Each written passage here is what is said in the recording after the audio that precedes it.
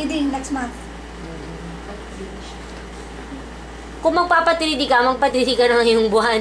Ang hirap mag-3D ng malaki. Kasi bayad. 29 weeks ka na eh. ay, ano? Dapat minsanan nga. Dahil lang ako kinuha mo. Saka na lang pag may record ka. Or pwede after a few weeks. Mahirap kasi mag-3D kung masyado ng crowded. Hindi ko na makita yung face. Kasi nakayuko na sila, wala nang amniotic fluid. Hindi mo na makita yung face. Sayang lang yung ano mo.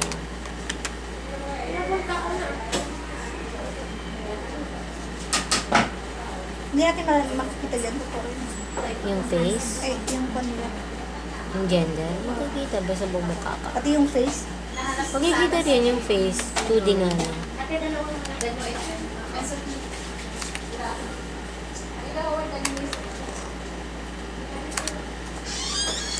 May baba na